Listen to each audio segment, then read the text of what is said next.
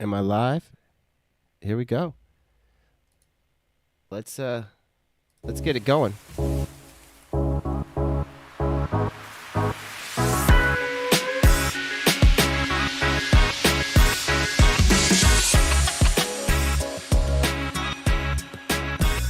Welcome back.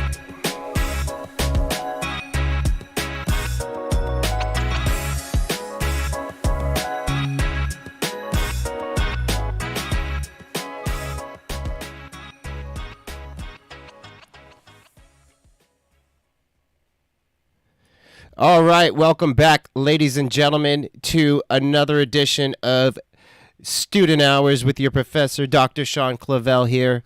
We're going to go over a couple of topics. This is especially out there for my Bio 201 students, anatomy and physiology. Shout out to you. All my students in quarantine. Hopefully everybody's doing well and staying safe. Again, COVID might keep us away, but I'm coming right into your house right now. I'm going to drop some knowledge. So you might see the shirt. Got to rep the profession. So give me a sec here. Push, pull, lift, squat, hinge. Everybody keep moving, and we'll keep a bright sunny day here in Yuma, Arizona. So I'll get into my professional mode to start here. We'll get into my, as you may see me traditionally in my format of anatomy and physiology here at Arizona Western College. I usually start off with some fun articles that I find. So a fun article that I found here for you guys. This is actually an article from 2013, December of 2013, and you can see the New England Journal of Medicine. I can get my annotation tool. So quite a few might be familiar with a publication by the name of the New England Journal of Medicine, fairly highly respected publication in the healthcare practice here. And so it's an original article here. We can see just by the title that we're looking at arthroscopic partial meniscectomy. So if we can just use our anatomy terms and break it down a little bit, arthroscopic, arthro referring to a joint, right? Scopic is a scope. So this is a procedure in which we have a scope that's done in the knee. Partial meniscectomy. Now the meniscus is a fibrocartilage pad. Fibrocartilage, that's one of the tissues we'll talk about here this evening as well. But it's a fibrocartilaginous pad that sits in between the femur and the tibia, and it helps to cushion, helps to hold together the knee and protect it. And so in the case of an injury, particularly you'll have it tear, frayed, and so they'll have it cleaned up, right? So they'll go in there and they'll do a scope, as it's called, an arthroscopic meniscectomy. And so what they did was they actually compared it to, make it a different color here, sham surgery. Now, I don't know if you know what the term for sham surgery is, but it literally means it's a fake surgery. So they did a fake surgery. They went through the entire procedure of surgery and pretty much just diagnosed it. Said, yep, there's the tear. We're going to go ahead and close it up now. Now, I don't know who would sign up for a study like this, but yeah, so there's a 50-50 chance that you were going to have a fake surgery. So get into this group here. Why did they do it? Why would you do a study like this? Well, we can see it right here in the background. Arthroscopic partial meniscectomy is one of the most common orthopedic procedures, but evidence is lacking for its efficacy. We don't know if it actually works, right? So it's a common practice, but we really don't know how effective a surgery like this is. So what do? They find 146 eligible patients.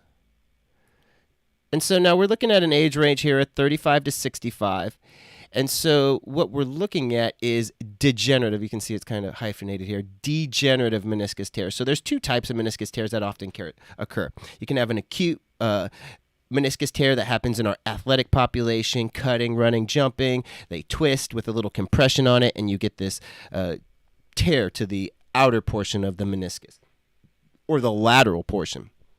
Whereas the wear and tear is the degenerative portion of it. So you get the wear and tear of the inner portion of the knee, and that's where we get a degenerative meniscus tear. So, looks like a population that we'd see, 35 to 65, where we have the good old kind of wear and tear injuries that we'd see.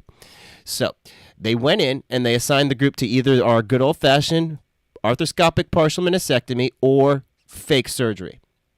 The outcome tools included this Western Ontario meniscal evaluation. It's like a 7-point scale, 7-page scale. And you look at these 7 pages, they ask you a lot of different things, from how much does it hurt when you're walking, how limited are you going up and down stairs, taking some biosocial factors, okay, how do you feel your knee is going to progress over the years? Do you have a bright outlook on the future of the progress with your knee? And all these things in a really broad grouping into this Western evaluation scale. So it's a really rigorous test there. It also includes some physical aspects as well. But then they also did the good old-fashioned knee pain, right? So what's your scale of knee pain from 0 to 10? Okay, basic, right? And then at 12 months after the procedure. So you had fake surgery, you had real surgery. What was your outcome after this with this tool? And then how's your pain, right? How's your pain? So what would you imagine the outcomes be? Well, it had to be profound if it's in the New England Journal of Medicine, right? But yeah, here it is. There were no significant differences between groups in change from baseline to 12 months in any primary outcome. They were the same. Fake surgery, real surgery, same outcome. So there were no significant differences between groups in the number of patients who even required a subsequent surgery, right? So no differences in the outcomes. Pain was the same. The Western Ontario meniscal score was the same. And the same amount of patients probably went on to have another surgery.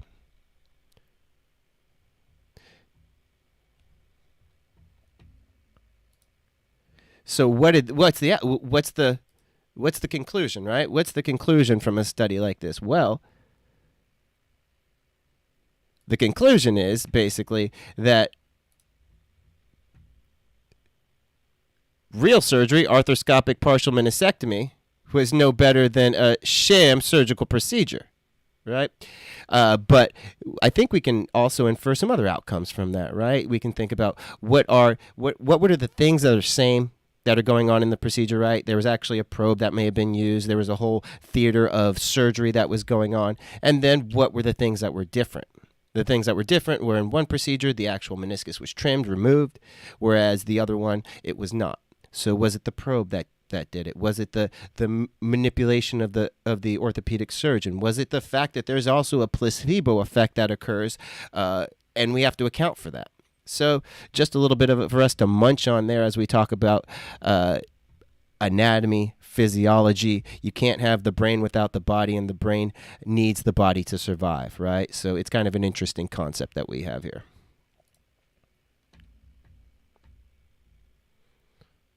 All right, welcome back. This is, again, I'll do a couple of brief announcements in terms of some publication and just putting out some good things for us. So there's a Student Success Center for all of you students. The Student Success Center here at AWC is now all online. So especially for my online students, like, this should encourage a good participation. So we have all online student success tutors available for you. So I encourage you to get in touch with them. This is going to be a great opportunity for you guys to stay up with your work here. We're getting into week 3, week 4. Our first exam is next week for some of you. And so as we do so, it'll be good to maintain a good practice, a good rigor as we continue our studies here in anatomy and physiology. Right? So let's keep moving. Next announcement. What do I got here? NAU AWC Science Club. So the NAU AWC Science Club is hosting soon-to-be Dr. Stephanie Gastelum. She's a PhD student in biochemistry and molecular and cellular biology. So she'll be zooming in from campus there. They'll be broadcasting it at the SR Building, room 108. So that's on Monday. So you see the date there at the bottom of the screen, Monday, January 31st. The NAU AWC Science Club is going to be hosting soon to be Dr. Stephanie Gastelum, a PhD student in biochemistry, molecular and cellular biology. All you guys that are interested in that cell biology, go ahead and take a look at that. As well, this is an interesting announcement that I've got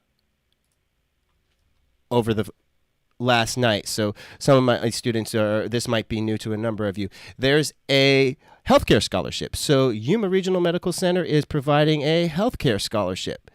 I was brought to my attention anywhere from the range of $1,000 to $10,000. So the QR code is up there. I encourage you to hit the QR code, or again, the website is right here.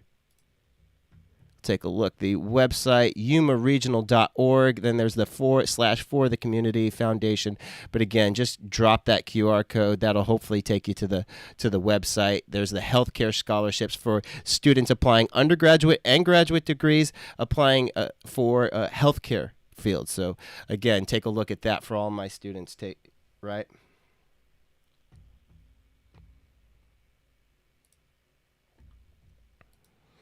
All right, so let's have some fun today. Today I got a plan to talk a little bit about tissues again. So we're going to talk about tissues, particularly the connective tissue group. So we'll get out of this formal meeting space here. I'm going to change up my format for us here.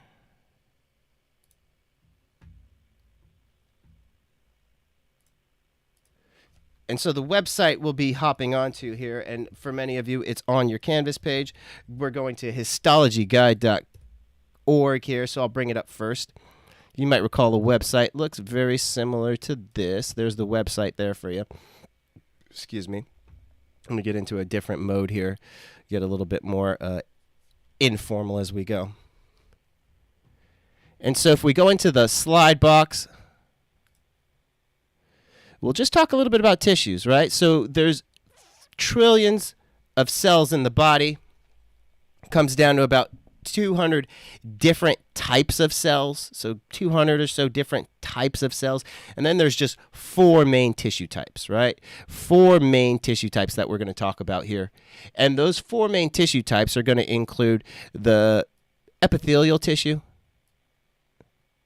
We zoom in there. You see epithelial tissue responsible for the inside, the outside, the lining of the inside and outside of my body. So skin is in that category, as well as the lining of my digestive tract, my arteries, my veins. They all have this endothelial lining. It could be very thin, or it could be, as you can see here on the screen here, thick. It can have multiple layers.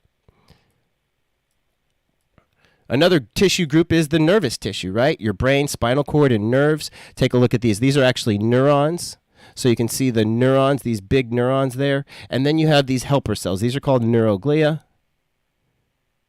And they're dispersed throughout the what you may call the extracellular matrix, right? Muscle tissue. Muscle tissue sits in a group where there's 3 different types of muscle tissue: cardiac muscle tissue, smooth muscle tissue, and skeletal muscle tissue. Now, what we see here on the screen particularly is skeletal muscle tissue. So if we zoom in there, you can see some of the very characteristic attributes of skeletal muscle tissue. So it's got a long cylindrical shape. You can see the cylinders here. So one cell here, if I just picked out one cell, you'd look at this kind of structure here. There's one cell. Right? And it's got multiple nuclei. So this one cell has a nuclei there. It's got a nuclei there. It's got a nuclei there. So there's multiple nuclei, and they're peripherally located usually. And then can you see these kind of dark and light alternating bands? This is another characteristic of skeletal muscle tissue. Now, what is skeletal muscle tissue? You may be thinking, this is the muscle tissue that kind of we eat as chicken or beef, right? This is the muscle tissue that's responsible for movement. And so cardiac muscle tissue, that's the muscle tissue in my heart. And then smooth muscle tissue, it's involuntary. The muscle tissue that helps my digestive system move, that helps the hair stand on my head, hair stand on end, not on my head. But those are the structures that we're looking at here. So we have skeletal muscle tissue with its dark bands, multiple nuclei in the periphery, and long cylindrical shape.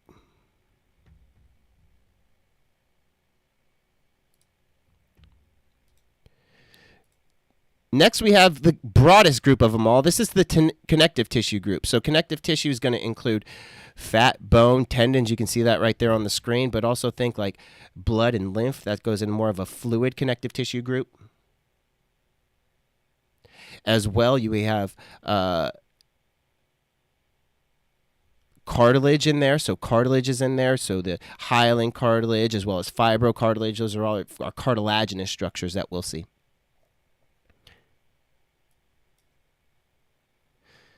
And so those bring us to the 4 types of connective tissue. Today, I'd particularly like to look at this connective tissue group.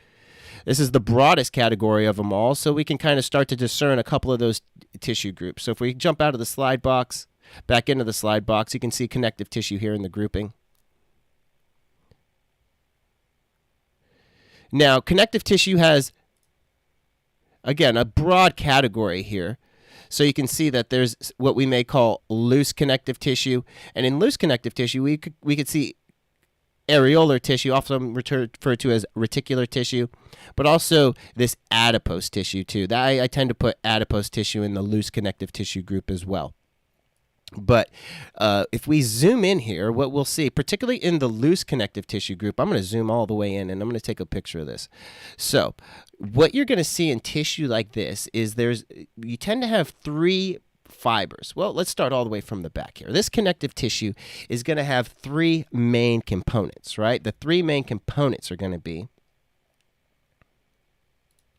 make it nice and dark here. Hopefully they can see this. The first is going to be cells, right? So it's going to have a specialized grouping of cells that are located in them.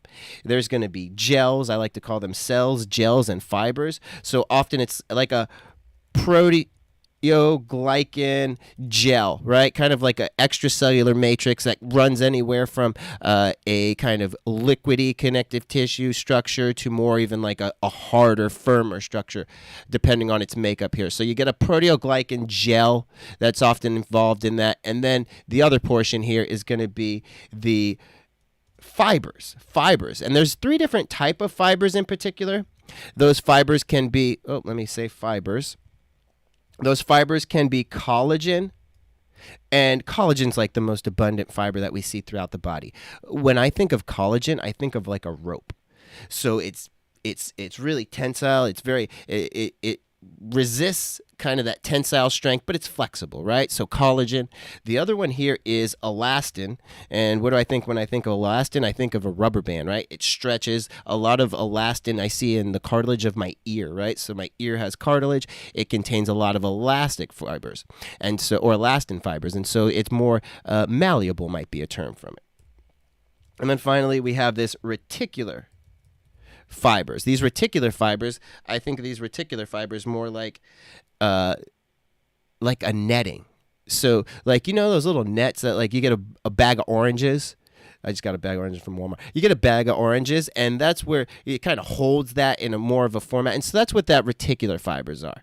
And so we can see, this is what we're looking at, loose areolar tissue, also referred to as reticular tissue sometimes. And so if we take a look here, you can see that there's at least 2 different types of fibers that we're looking at here. You can see these very thin reticular fibers, and then you could see these really broad, and I'll try and broaden that out, these really broad collagen fibers. All right? So right in there, you got collagen fibers that are holding for tensile strength here, and then you have these kind of reticular fibers. So you'll find this type of loose connective tissue kind of lining around your organs, your internal organs, and providing support. All right, it's got some collagen to provide some tensile stability. It's got some reticular fibers to give you some cushioning, to allow it to stretch a little bit, and still maintain its stability. So again, this is what it looks like in loose connective tissue, areolar connective tissue. Now, we can have the same cells, gels, and fibers. Right? Here's the cells, gels, and fibers. Now, let me zoom out for you. This is called dense regular connective tissue. You might see why it's called dense regular connective tissue, because the fibers are lined in a regular pattern. Now, don't get this confused with what we looked at skeletal muscle tissue, right? You don't see those broad striations that you saw previously. So this isn't really skeletal muscle tissue. The waves here are those big collagen fibers that we saw previously in the previous slide. So let me kind of make it a nice broad green color. Maybe that'll give us a good picture here. So you can imagine you've got these waves that run down in this pattern. So what makes up dense regular connective tissue, or where do we find dense regular connective tissue in our body? Think of your tendons, think of your ligaments. It's got collagen, and it's got really strong tensile strength. But the type of tissues that will tear easily, right? My ACLs tend to tear, my Achilles tendons tear. These are types of tissues that have really strong tensile strength, but also tend to tear. And so this is what we're looking at here, where you have the collagen fibers aligned in a regular pattern, dense, regular connective tissue. You can see that there's the cell here. The specialized cell, is going to be called take a wild guess, it's going to be called a fibroblast. A fibroblast. Why? Because it creates fibers, collagen fibers. So you got a fibroblast, right? Blast refers to a cell that builds. If you have a clast, that's a cell that breaks down. So you got a little fibroblast there. And then again, there's a matrix in between the cells, and it's a proteoglycan gel. You say fibroblast. I'll move my fibroblast a little bit so everybody can see. Right? And so again, we see this in tendons, ligaments, all those structures there. And then we'll zoom out just a little bit more.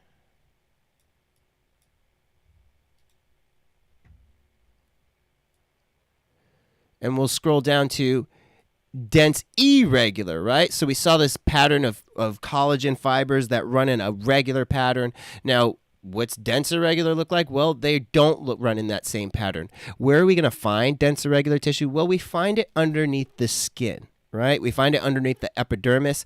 There's that dermis, which is loose. There's a little bit of reticular tissue, but it's primarily this dense irregular. And so it's got this collagen that are in all forms, or run in all different directions. And so as a result, what you get is the strength in all different directions, right? They resist tensile strength, resist in all different planes, as opposed to this pattern that we see with the dense regular. So if we zoom in here, if I'm getting loud, I'm getting hyped, I might turn my mic just a little bit. If we zoom in here, we can see that the fibers now are arranged in more of a kind of a random pattern, right? They're just everywhere. I should put ones across this way and across that way. And we can, again, the same types of cells, those cells will be called fibroblasts. But now the collagen fibers are arranged in a more random pattern to resist tensile strength or resist tension in all directions, right? Why is the form? To allow for its function.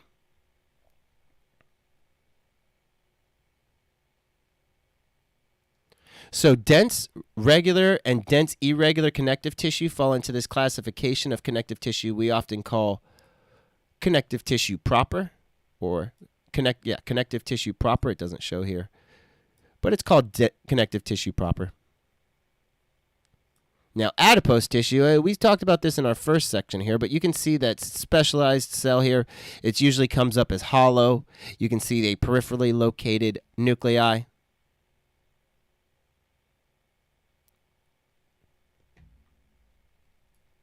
That's adipose tissue. Well, let's talk a little bit about cartilage.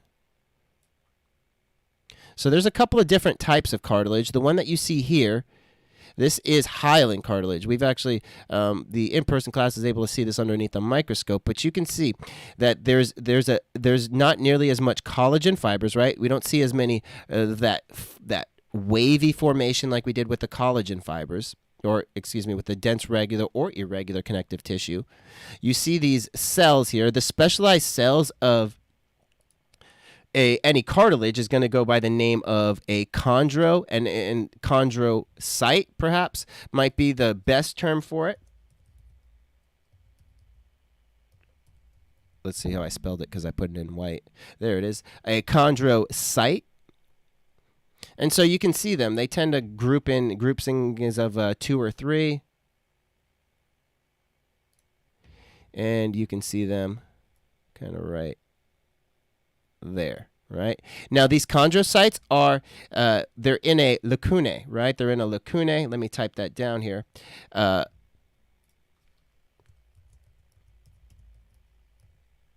And, you know, like Spanish, with the Spanish word for crib, lacuna. And so these cells are in their own little cubby, their own little shell, right? And so that's one way to think about it. So you have chondrocytes in a lacunae. They have quite a bit more of this proteoglycan gel in between their matrix and less collagen fibers. And so this is hyaline cartilage, as we're looking here on the screen. But let me take you to some different types of cartilage. So you can see here, this is hyaline cartilage, only described broadly as cartilage. But let's jump out of the connective tissue group, and for our last portion, we'll look at the different types of cartilage. So we're going to have to jump out of our connective tissue, back to your slide box. Cartilage and bone, right? So you can see there, let me zoom in there for you folks. There's 3 types of there's 2 types of cartilage. You can see hyaline cartilage, elastic cartilage, and fibrocartilage. And so hyaline cartilage contains one single type of collagen. And so that's why we don't see it as readily dispersed. And with that particular stain, you have elastic cartilage. Where do you see elastic cartilage? In your ear. And then fibrocartilage. Fibrocartilage contains quite a bit of collagen, type 1 and type 2 collagen. You won't have to know the different types of collagen, but you should know what collagen is, right? And so we took a look at that hyaline cartilage, but I'll bring your attention to elastic cartilage first. So if we take a look at elastic cartilage here, I'll just zoom right into the area here, and we'll take you to it. Take a look at that. Isn't that just a beautiful kind of mosaic there you can see these red, and these are elastin fibers. Again, these are chondrocytes. You can even find chondrocytes or fibroblasts in there, because you're going to see some cells that are going to also release fibers, collagen fibers, or elastin fibers in this case. And so you can see that. And we start to see here. Now, this is a slice of the ear. So I mentioned that elastic cartilage is found in the ear. So this is a slice of the ear. So as I start to zoom out here, right, we can see right in that middle layer, there's the elastic cartilage. You can see that it changes, right? You can see that this tissue changes, just like the tissues in my ear. So the outer portion of my ear is made up of skin on either side. And you can start to see that if we zoom out all the way, you have epidermis right there on the outside. And then you have some connective tissue. This looks like dense, irregular connective tissue in a form here.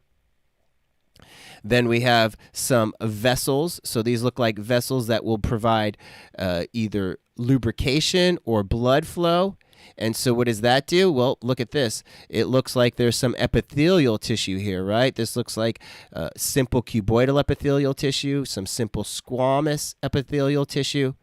And so we can even start to discern some of the different tissues when we look at it at a whole region of the body, like the ear. So you can see there's one portion of the ear. Here's the other portion of the ear. You have skin on the outside, elastic cartilage on the middle here, and then you have a transition to more dense, irregular connective tissue. You'll find some vessels that contain blood and other nourishing, like sebum, right? The oily substances that give nourishment to my skin, all in that area. And then for our last view of the day, we'll take a look at fibrocartilage. Fibrocartilage contains fibroblasts. You can see that right there. That contains fibroblasts as well as chondrocytes. So fibroblasts are going to be the cells that produce the collagen, and then the chondrocytes, those are the cells that are responsible for creating kind of the rest of the extracellular matrix as well, kind of maintaining homeostasis here. So let's just zoom in. This is a fun one. Now, what is this wave-like pattern? Well, that's the collagen. That's the collagen that's in there that's been stained. So you can see that there's the cells. Now we have a more of a wave-like appearance here as we look into it in more depth. And so now we're looking at the collagen again, just like we looked at dense irregular and dense regular connective tissue. And so hopefully we can start to help and discern what we're looking at here between these different tissues. And so with this is fibrocartilage. Where do I find fibrocartilage? Well, just like we saw here, this is in between the discs. This is the intervertebral disc. So in between the vertebrae on my back, I have these fibrocartilaginous discs. Hey, you know what else? Just like we mentioned in the meniscus. So this is the type of cartilage that we see in our meniscus. So it's got some ability to resist some tension, right, in all different directions. It's got also a proteoglycan gel contained in its extracellular matrix, which contains quite a bit of water, right? So it allows it to act like a water balloon or a water mattress as it takes pressure through it. And so you can see here, this is fibrocartilage. What we have here are let's go here. Let's take a look at these fibroblasts. So you have fibroblasts here. You can see where the collagen is really kind of wavy and demonstrating a kind of wave-like a pattern. And then the more abundant cells there, the bigger cells here are the chondrocytes, right? You can see, and the chondrocyte refers to cells that are more just maintaining homeostasis. If they're a blast, they're building. If they're a clast, they're breaking down. And then cytes, right? Cytes refers to a term that cells that actually maintain homeostasis.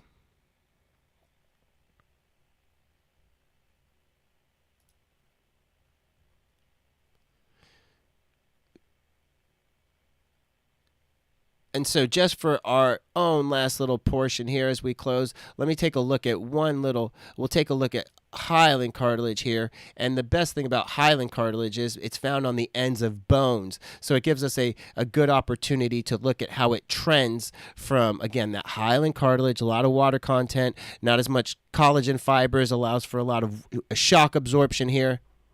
And then because it's found at the end of bones, and this is actually a growing bone. This is a embryonic or fetal bone that we're looking at here and how do I know that? Because look at this end plate. The growth plate that we're seeing here. So you can see the growth plate here. And as you can see, take a look at that. The growth plate is made up of hyaline cartilage. So you have hyaline cartilage at the end of the bone. You have a growth plate right here made up of hyaline cartilage. And then this is trabecular bone that you see down below here, right? The cortical bone that kind of, the bone that kind of makes these struts and holds my body together. And then you have the outside, which is the more dense portion of the bone there.